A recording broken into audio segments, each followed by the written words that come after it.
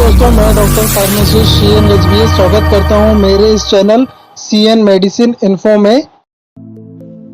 दोस्तों, आज के वीडियो में हम बात करेंगे कि आप यदि कोई भी गोली खाते हैं, किसी प्रकार की टैबलेट खाते हैं, तो वह टैबलेट जो है हमारे शरीर में किस प्रकार से काम करती है उसके बारे में बात करेंगे।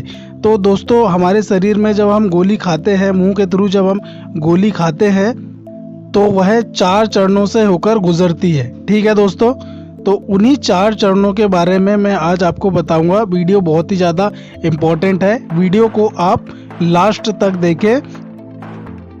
जब हम कोई गोली खाते हैं तो वह गोली शरीर में किस प्रकार से काम करती है उसके बारे में मैं संपूर्ण जानकारी आपको दूंगा। जब हम कोई भी एक दवा, एक केमिकल बायोलॉजिकल पदार्थ होती है जो शरीर उसके कार्यों को प्रभावित करती है। कोई भी दवा क्या होती है, एक दवा जो होती है वह होती है बायोलॉजिकल पदार्थ होती है जो कि शरीर उसके कार्यों को प्रभावित करती है। अब हम समझते हैं उदाहरण से कैसे हमारे शरीर में दवा काम करती है। अधिकतर गोलियां क्या होती है, मुंह से खाई जाती हैं। गोलियां निगल लेने के बाद जब वह अपने डाइजेस्टिव सिस्टम में कई चरणों की यात्रा पर जाएगी। चलिए देखते हैं। पहला चरण होता है एब्जॉर्प्शन का। मुंह से गोली खाने के बाद गोली खाने की नली से होकर पेट तक पहुंचती है। पेट में, स्टमक में यह गोली बहुत छोटे छोटे टुकड़ों में टूट जाती है। एग्जाम्पल के तौर पे यदि हमने कोई दर्द वाली गोली खाए हैं तो वो सबसे पहले क्या होता है, खाने की नली के जरिए पेट में पहुंचती है और पेट में पहुंचने के बाद वह छोटे छोटे टुकड़ों में टूट जाती है। इन कणों का अगला पड़ाव होता है छोटी आंत यानी कि स्मॉल इंटेस्टाइन में। मतलब कि ये छोटे छोटे जो कण होते हैं वह छोटी आंत जो होती है, स्मॉल इंटेस्टाइन जिसको कहा जाता है, वह वहां पर पहुंच जाते हैं। स्मॉल इंटेस्टाइन में पित्त और अग्नाशय जो होते हैं इन कणों से मिल जाते हैं। स्मॉल इंटेस्टाइन में सिलवटें होती है जिनकी वजह से आंत की ज्यादा सतह भोजन के संपर्क में आती है।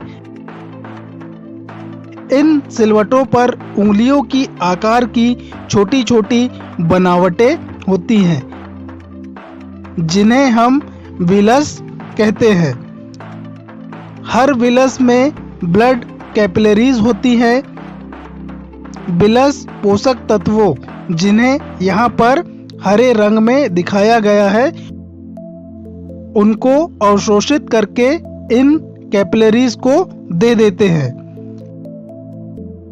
गोली का दवा का अवशोषण तब होता है जब प्रवेश करती है खून में, जो कि दवा को पूरे शरीर में फैला देता है।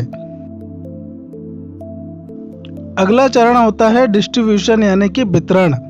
ब्लड प्लाज्मा में एल्बुमिन नाम के अणु होते हैं। एल्बुमिन पोषक तत्वों से जुड़कर उन्हें पूरे शरीर में पहुंचा देता है। उसी प्रकार एल्बुमिन दवा से भी जुड़ जाता है। क्या होता है, एल्बुमिन क्या होता है, जो आपने दर्द की गोली खाए हो, वह दवा खाए हो, उससे क्या होता है, एल्बुमिन जुड़ जाता है। यहाँ आप गोली के अणुओं को, दवा के अणुओं को एल्बुमिन से जुड़ते हुए देख सकते हैं। गोली के जो अणु एल्बुमिन से जुड़ जाते हैं उन्हें लीवर फिल्टर करके शरीर से बाहर निकाल देता है। केवल शेष गोली के अणु शरीर में फैलकर अपना काम कर पाते हैं। अगला चरण होता है मेटाबॉलिज्म यानी कि चयापचय क्रिया। गोली की यात्रा का अगला पड़ाव होता है लीवर।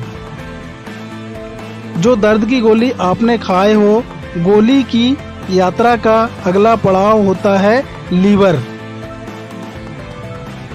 गोली युक्त ब्लड लीवर की नीचे वाली नस में जाता है और ऊपर वाली नस से बाहर निकल जाता है। लीवर फिल्टर की तरह काम करता है। यह शरीर में दवाइयों के फैलने से मेटाबॉलिज्म कर देता है।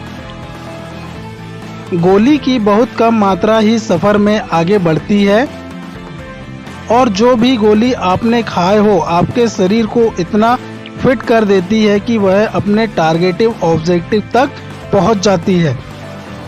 आपका शरीर गोली को इतना फिल्टर कर चुका होता है कि उसकी ली गई मात्रा में से केवल 68% मात्रा ही शरीर पर कुछ असर कर पाती है। इस प्रतिशत को दवा की जैव उपलब्धता या बायो अवेलेबिलिटी कहा जाता है। अगला चरण होता है एक्शन यानी कि कार्य। अब दवाई किस प्रकार से शरीर में काम करेगी, कार्य करेगी, उसके बारे में जानते हैं। हम उस जगह पहुंच चुके हैं जहां स्किन के टिश्यू को चोट लगी है, ठीक है, लेकिन स्किन टिश्यू यहां प्रोस्टाग्लैंडिन नाम का एक केमिकल बना रहा है जो सूजन पैदा कर रहा है। प्रोस्टाग्लैंडिन स्किन में मौजूद उन नर्व को भी संदेश भेज रहे हैं जो दर्द का एहसास होने के लिए जिम्मेदार होते हैं।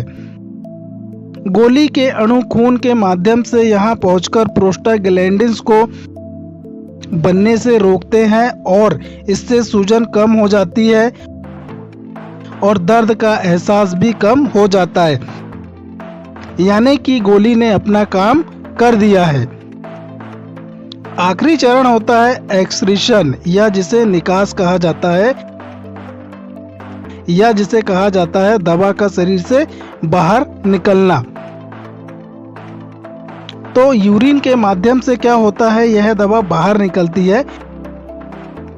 खून में बची हुई गोली इसी तरह शरीर में घूमती रहती है जब तक कि वह पूरी तरह से इस्तेमाल नहीं हो जाती, शरीर से बाहर नहीं निकाल दी जाती है, ठीक है।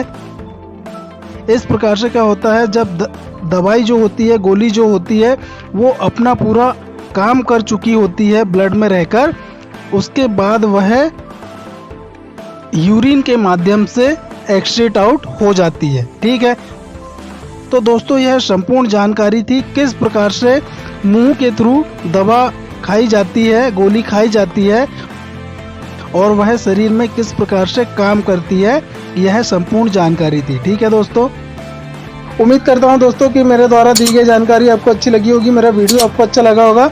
मेरा वीडियो आपको अच्छा लगा तो प्लीज़ आप मेरे वीडियो को लाइक करें, शेयर करें, कमेंट्स करें और यदि आप मेरे चैनल पर नए हो तो प्लीज़ आप मेरे चैनल को सब्सक्राइब कर बेल आइकन के बटन को प्रेस कर दें ताकि आने वाले समय में जब भी कोई नया वीडियो अपलोड करूं तो उसका नोटिफिकेशन सबसे पहले आपको प्राप्त हो। थैंक यू दोस्तों।